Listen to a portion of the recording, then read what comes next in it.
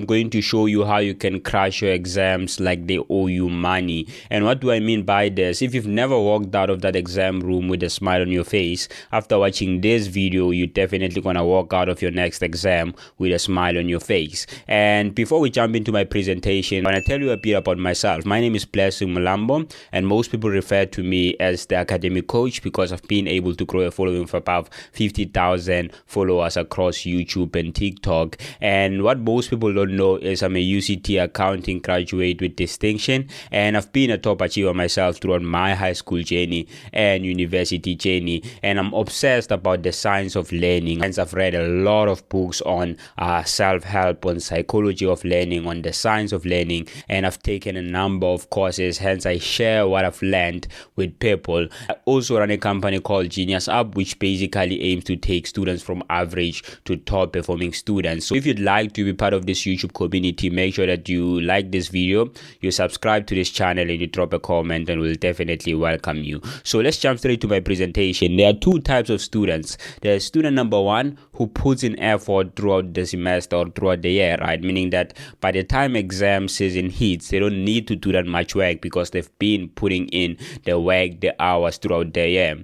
But the second type of student, which most of the students fall under, that throughout the year you putting in effort, but you just putting in the bare minimum, and when exam time hits, you need to hike up your effort level because that's a do or die situation, right? You either pass that exam or you don't. As you can see here from the graphs, the student number one, they can just maintain the same level of effort throughout the year. Even during exam season, they just need to hike it up a bit, but they'll still have to maintain the same amount of effort because they've been putting in effort. But the second type of student, they really need to hike up their effort level when it comes to exam season to ensure that they pass. And in this video, I'm going to show you exactly how you can study so fast that Sonic gets jealous. So let's continue. So I'm going to be sharing secrets of how you can nail your next exam, and we're going to touch on four things. The first one is how to effectively plan for that exam. Secondly, how to do the work so that you ensure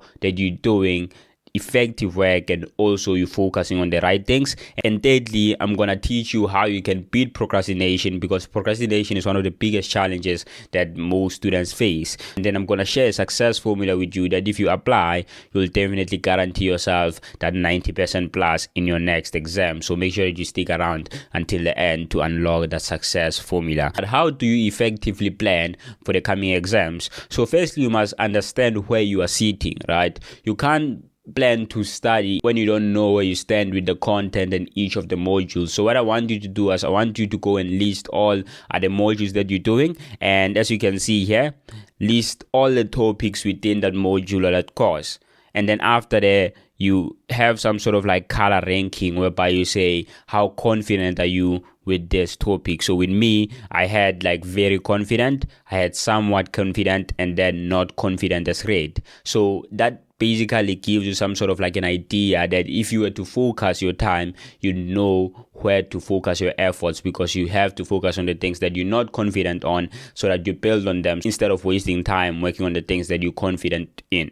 So after figuring out where you're standing, you need to have an exam prep timetable. So this is very crucial, because one thing I've learned is if you're writing in 2 or 3 weeks, you always feel like you have so much time until you put it in a calendar and say, I'm going to be studying this day on this date, and I'm going to be doing this on this date, and you realize that it's really no time. You really need to start working, start locking in, start being effective from today, because that's how you're going to get results. As you can see here, what I like to do is I like to say right before the day of the specific exam, I'm doing that course, because there's no way I can focus on another course or another module that I'm doing if I'm writing something tomorrow. Obviously, all my energy is going to go to the thing that I'm writing tomorrow. So I always make sure that the day before a certain exam, I block out that day for that specific course. And then after that, you can basically come up with the most effective way you can allocate your time here, obviously being guided by which module you're more confident in. So if I'm doing 4 modules, and then for the first module I feel like I'm confident with like 90% of the topics, I'm not gonna waste my time and allocate most of my study time to that module because I'm confident with it. So what I'm gonna do is I'm gonna allocate more of my time to those modules that I'm not confident in. So now you effectively blend how you're going to tackle this exam season or how you're going to tackle this next couple of days. So now you need to ask yourself, how do I actually do the work? So I have a 3-step process that if you follow, you'll ensure that you're learning anything as fast as you can, right? So how do you learn anything as fast as you can in a short span of time? So what I want you to do is I want you to start with past question paper or practice question paper. It can either be from tutorial, from practice questions, but make sure that you go to questions as quickly as you can. So according to research, it was shown that people remember 70% of the things that they say and write. So if you're writing something, then you'll definitely retain a lot of information from what you're writing. And they've also shown that people remember 90% of the things that they do. And when you're practicing a question paper, you're actually applying the theory that you learn. So that's one of the quickest way to retain and remember stuff. So I want you to dive straight into a full question paper. Do it. For those topics that you're comfortable with, you'll see that it's going to reinforce your knowledge and solidify it because you already understand them. You just practicing them so you don't forget. And for the topics that you're struggling with, what this is going to do is going to identify where you're really struggling, right? Because if you're like, okay, cool, I was struggling in there's 4 modules, and then you realize that even the 5th one you're struggling with. So when you're doing a past question paper, you're able to identify your gaps as quickly as you can so that you don't waste time reading content that you're comfortable with or waste time on the wrong things. So you start with the question paper, and secondly, you go and update your rankings. Remember I said first thing you do is you rank the modules based on how confident you are, or you rate each of the topics in the modules based on how confident you are with that topic. So now because you've done a question paper, you'll actually realize that topic I thought I'm not as confident, but I get it, so I'm somewhat confident, and then you update that rank and you say that topic I thought I'm really confident, but I got 1 out of 10 when they ask that topic. It means that I'm not really comfortable with it, so I need to go update my ranking and say I'm no longer confident in it. I'm just somewhat confident because I couldn't answer a question on this thing.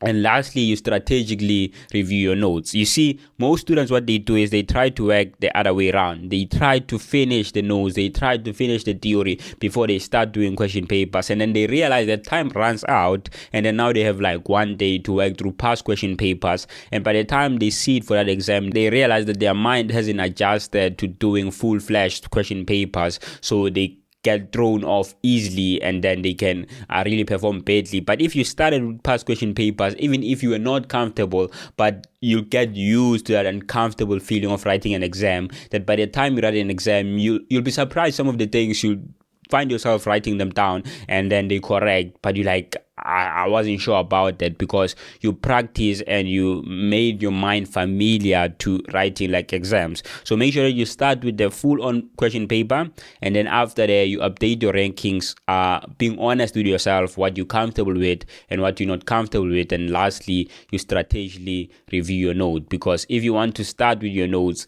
going the other way around, you're going to waste time and you're going to study something in 2 weeks that you could have done in 2 hours. So make sure that you use this formula. Now let me interrupt the video for a few seconds and share 2 quick points. First one is, I've realized that most people who watch this channel are not yet subscribed. So if that's you, make sure that you click that subscribe button, you turn on the notification bell. Secondly, I have a free WhatsApp community called the Top Achiever Circle. So if you're interested in moving from being an average student to being a top performing student, make sure that you go to the link in the description and join my free WhatsApp community called the Top Achiever Circle. Hope to see you there. Cheers. So now let's say you're doing those question papers and you come across that one question that you're struggling with, or there's something that you get wrong. You get 1 out of 6. You get a low percentage for it. So what do you do? What I want you to do is, especially for technical courses, I want you to remember that it's easier to remember the process than the numbers. Right, so using key summaries and mind maps is really key for you to remember that thing. So let's say, for example, they're doing a calculation, right? Like here I said, cost of equity, and I write in words how you calculate that thing, or the process that you have to follow in order to calculate that thing. And once I write it in words, it will be easier for me to remember it in an exam than me trying to recall that what did they ask in that question paper, how did they structure it. So writing the process in words really saves you a lot of time, and it helps you to learn something and retain it forever. And this can also apply in like theory subject that you have a whole bunch of notes after doing that past question paper, and you update your rankings and you realize like, I need to go read my notes for this specific section because I'm really struggling. And now you're strategically reviewing your notes and you realize that you can't cram that whole thing. So now you need to find a way to digest it. So summarizing it in a mind map, in a flow diagram, it will really help you for you to remember it in an exam. So now we've spoken about how to do the actual work. Let's speak about how do you cure procrastination, because that's one of the biggest struggles that students struggle with. Exam season, I feel like that's where you need to lock in. That's where you need to ensure that you put in the work and you're not being distracted. So the first thing I want you to do is I want you to sit down and be honest with yourself, do an audit. What takes up most of your time? If you spend hours on hours scrolling on TikTok, then delay TikTok for the exam season. So that's step number 2. You eliminate that distraction. So if it's TikTok, Instagram, you delete that app. After the exam season, Instagram will still be there. TikTok will still be there. They'll never ban it. They tried banning it in the USA. They didn't succeed. So TikTok will still be there. Those funny videos, those dance challenges will even have better dance challenges by the time you come back after exam season. And we're going to share the old ones with you. So don't worry about the old challenges and the old funny videos. What I want you to do is I want you to plan your day in advance. So this is really powerful, because if you sleep knowing that tomorrow I'm going to do this and this and this and this, then you wake up intentionally. You don't waste your time sitting and thinking, what should I do today? Because by the time you wake up, you know I have these 5 things that I need to crash. And what I used to do as well when it's exam season is I'll say I have these 5 things that I need to crash, and I'm not going to touch my phone until I finish these 5 things. And you push until you finish those 5 things. And if you don't, then you'll sleep knowing that you put in a full day of work. But if you do, then you can reward yourself by touching your phone, being on social media, or going out, getting ice cream, just doing something that's fun, because you were able to do those 5 things that you promised yourself to do for that day. And now let's share the success formula that I've been speaking about. And it's a 3-part system that if you apply, you'll definitely crash your next exam. You'll definitely destroy it like it owes you rent. So let's start. The first one is systems, right? And we've already spoken about systems. Creating that spreadsheet where you're ranking your topics, that's a system that you're using so that your mind can know where you're struggling. Creating an exam timetable, that's a system that you're using so that you know on which day what are you doing.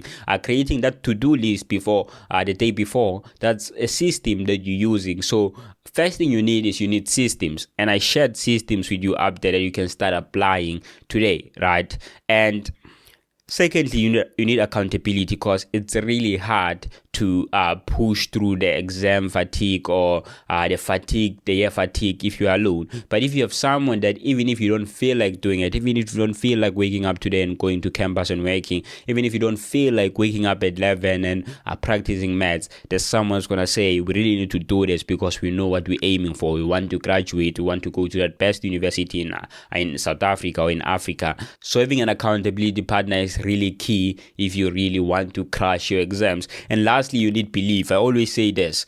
Most students say, I want to change my action. I'll go to the library for 10 hours now because it's exam season and I'm gonna make sure that I'm effective. And they're asking themselves, they're like, why am I really not understanding this? It's in your mind, right? I always say this.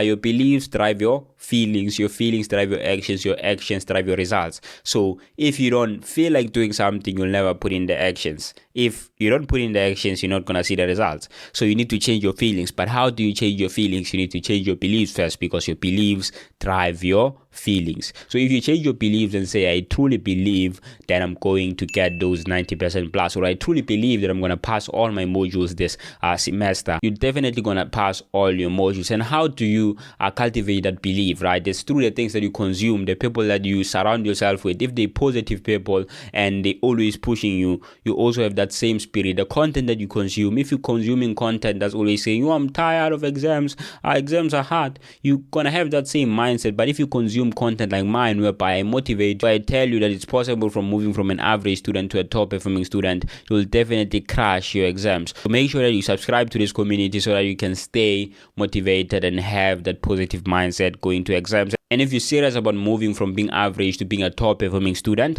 make sure you go to the link in my description, join my free WhatsApp community. I basically share systems, I share tools, I share resources on how you can move from being average to being a top performing student. And don't forget to like this video so that we can impact more people. Subscribe to this channel so that we can grow the community. And lastly but not least, make sure that you share with your friends so that we can be top performing students together. Cheers.